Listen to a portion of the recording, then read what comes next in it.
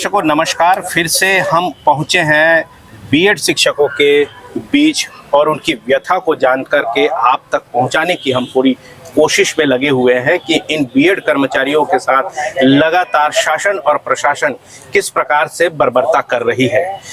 कहा जाता है कि सोचने से नौका पार नहीं होती और कोशिश करने वालों की हार नहीं होती, परंतु ये कहावत अब बदलते नजर आ रहा है, क्योंकि शासन प्रशासन जिस प्रकार से इनके साथ बर्बरता कर रही है और इनकी लगातार अपने जॉब को लेकर के चिंता बन रही है, सरकार से लगातार गुहार लगा रहे हैं, अधिकारी से लेकर के मंत्रियों के दरवाजे तक के ये धरना प्रदर्शन कर रहे हैं। और शासन प्रशासन आप देख पा रहे हैं, कुछ तस्वीरें हम आपसे साझा कर रहे हैं कि वो किस प्रकार से प्रशासन जो है इनके साथ बर्बरता कर रही है और इनके बीच में किस प्रकार की हरकतें हो रही है, वो तस्वीर हम आपसे साझा कर रहे हैं। देखिए जरा ये इस तस्वीरों को।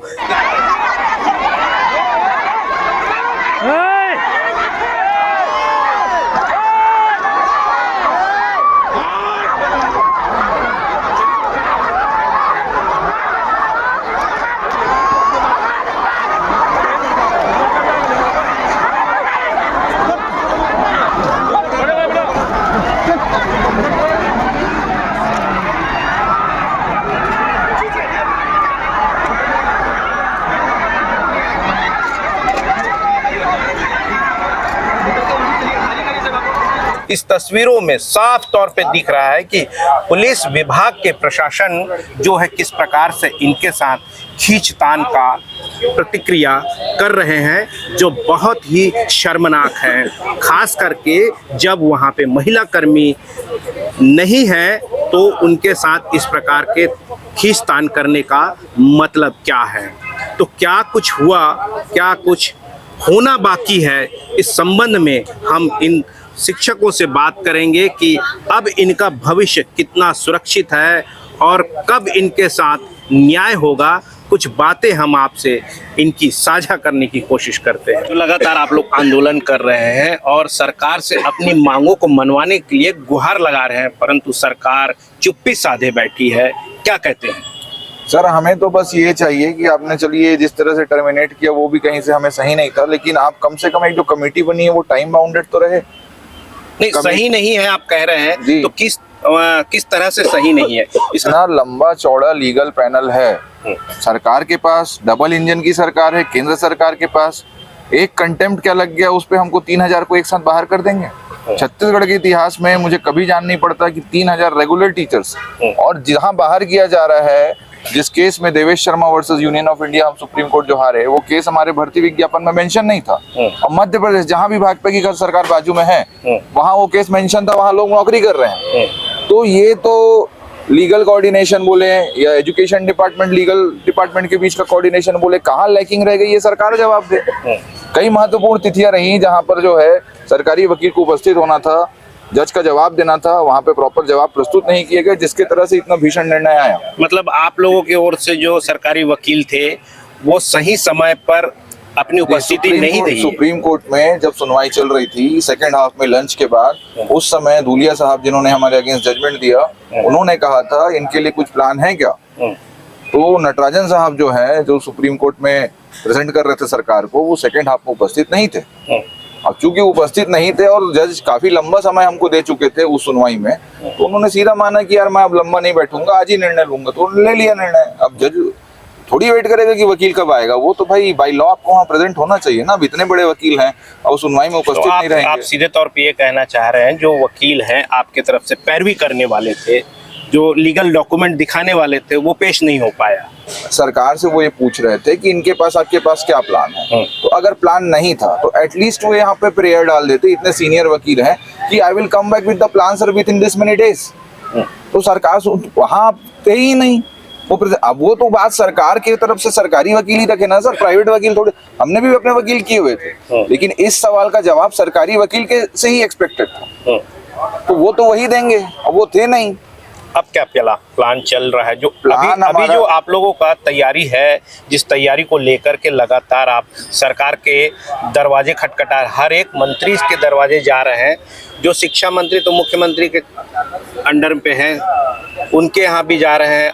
अभी ओपी चौधरी के यहाँ भी गए थे, उनके तरफ से भी कोई आउटपुट नहीं है। सभी जो हैं ये तो कहते हैं, मीडिया में भी कहते हैं, मिलने जाते हैं तो भी, कि हम जो है कमेटी का निर्णय आने दो, फिर देखते हैं। सीएस साहब की अध्यक्षता में कमेटी बनी हुई है। तो हमारा ये कहना है, साहब आपने जो है हमारे पेट पे लात मार दी है ना, और एक एक दिन हम कैसे काट रहे हैं बिना तनख्वाह के, कि हम जान रहे हैं हम लोअर मिडिल क्लास बैकग्राउंड से आते हैं, कोई बहुत रईस के बच्चे नहीं हैं। तो एटलीस्ट आप कमेटी का कुछ समय तो डिसाइड करिए सर। ऐसे में तो आपके पास अभी 3.5 साल, आप बोलेंगे 3 साल बाद कमेटी निर्णय देगी, तो 3 साल तक घर का खर्चा, रोजी रोटी कौन चलाएगा? नहीं, ये तो जो आप लोगों की जो समस्या है, ये तो पिछली सरकार, भूपेश की सरकार से चली आ रही है। इसको अब थोड़ा बारीकी से ध्यान देने की जरूरत है। ठीक है, भर्ती भूपेश सरकार ने निकाली, लेकिन जो गजट नोटिफिकेशन कैंसिल हुआ 2018 का, 2018 का गजट नोटिफिकेशन जिसने एनसीटी ने बनाया था, एनसीटी का बनाया हुआ गजट नोटिफिकेशन आरटी एक्ट के अंतर्गत जो होता है, वो बाउंडेड होती हैं राज्य सरकारें कि उनके नियम को पालन करते हुए जो वांछनीय योग्यताएं हैं उसको हमारी भर्ती विज्ञापन में डाले। तो उस 2018 के नोटिफिकेशन के तहत बीएड को अलाउ किया गया था। अब इसको स्ट्रक डाउन करता है सुप्रीम कोर्ट, तो इसमें अभ्यर्थी की क्या गलती है? और सुप्रीम कोर्ट ने स्ट्रक डाउन भी किस क्राइटेरिया पे किया कि 11 अगस्त के पहले की अपॉइंटमेंट जो है वो सेव रहेंगी, ब्रिज कोर्स करेंगी, और 11 अगस्त के बाद की जो अपॉइंटमेंट्स हैं वो जो है बाहर हो जाएंगी। तो ये जिस दिन डिसीजन आया 8 अप्रैल को, उस दिन भी, उसके समय भी हम जो है तत्कालीन मंत्री साहब के पास गए थे, सर 8 अप्रैल बहुत महत्वपूर्ण सुनवाई है, छत्तीसगढ़ का कोई रिप्रेजेंटेशन वहां पे होना चाहिए। तो वहां पे रिप्रेजेंटेशन था नहीं, और एसजी साहब इस बात पे अड़ गए कि नहीं 11 अगस्त के पहले वालों को आप कर दीजिए सर। तो उनको ये पता ही नहीं था कि उनके ऐसे प्रे करने से छत्तीसगढ़ के बच्चों का नुकसान हो रहा है। तो ये क्यों नहीं कम्युनिकेट किया गया? क्योंकि एसजी दिल्ली जो है वहां भाजपा सरकार, मध्य प्रदेश भाजपा सरकार, यहाँ भाजपा सरकार, तो क्यों ये कम्युनिकेशन गैप रह गया? ये बहुत विचारणीय प्रश्न है। हम ऐसे ही बाहर नहीं हुए हैं, इसके पीछे बहुत लंबी चौड़ी हिस्ट्री है। परिचय, मेरा नाम अंकित चौबे है, मैं पूर्व सहायक शिक्षक कांकेर। हमारे साथ कुछ महिला कर्मी भी जुड़े हुए हैं जो इसी परिस्थितियों से गुजर रहे हैं। ये भी सारे जो महिला शिक्षक भी हैं वो लगातार आंदोलन में सहयोगी के रूप में बने हुए हैं। इनकी भी व्यथा सुनते हैं कि अभी जो हाल है, सरकार और कोर्ट ने जिस प्रकार की आदेश किए है, सरकार का जो रवैया रहा है, उससे ये कितना खुश हैं, कितना नाखुश हैं, और अपने भविष्य को लेकर के क्या आगे प्लान बना रहे हैं, क्या है प्लान में? सरकार के ध्यानाकर्षण के लिए तो हम 14 दिसंबर से जुटे हुए हैं। जब हमारी अंबिकापुर से अनुनय यात्रा शुरू हुई थी, उस समय का आप टेम्परेचर पता कर लीजिएगा, 4-5 डिग्री की ठंड अंबिकापुर में थी। उस ठंड में हमने देखा है, वहाँ से हमारी अनुनय यात्रा शुरू हुई थी। और परसों तेलीबांधा में जो पालकों के द्वारा शांति रैली आयोजित की गई थी, उसके अंत के साथ हमारा इस धरने का भी अंत हो गया, क्योंकि आचार संहिता लग चुकी है। आचार संहिता में धरना प्रदर्शन अलाउ नहीं होता है। तो और परसों जो हुआ वो सबसे ज्यादा हृदय विदारक घटना थी, क्योंकि हम तो शांतिपूर्ण रैली के लिए गए थे। रैली शुरुआत भी हुई, लेकिन पुलिस ने बैरिकेड लगाकर रैली को आगे जाने से रोक दिया था। उसके बाद भी हम वहाँ पर शांतिपूर्ण तरीके से बैठकर ही अपना प्रदर्शन कर रहे थे। हमने कहीं भी कोई बुरा तरीका नहीं अपनाया है, क्योंकि हम जानते हैं कि हम सहायक शिक्षक हैं, हम कोई आतंकवादी नहीं है जो गलत तरीका अपनाते। और उसके बाद जब पुलिस आई और जिस बर्बरता के साथ हमारे साथ दुर्व्यवहार किया गया, महिला पुलिसकर्मी गिने चुने 8 या 10 महिला पुलिसकर्मी थी, और वो भी पता नहीं कहाँ थी। पुरुष पुलिसकर्मी आ रहे हैं, हमको खींच रहे हैं, हमारे ऊपर से चढ़ के जा रहे हैं, हमारे ऊपर से कूद के जा रहे हैं। इस तरीके का व्यवहार ये भारत में तो ये नहीं होना चाहिए था। निंदनीय है, आप कह रहे हैं। डेफिनेटली ये निंदनीय क्या चाहते हैं ऐसा शासन प्रशासन से इस विषय को लेकर? इतने 35 दिनों से हमने जो धरना प्रदर्शन किया, शासन तक हमारी बात नहीं पहुंच पाई, पर अब उनको ये जो बर्बरता हमारे साथ हो गई है, अब तो उनको अपनी आंखें खोल लेनी चाहिए और हमारी समस्याओं को सुलझा देना चाहिए। क्या नाम है? बीजल पटेल। मैडम, उस दिन की जो वाकया है, उससे आप लोगों की जो मानसिकता अवस्था है कैसी है?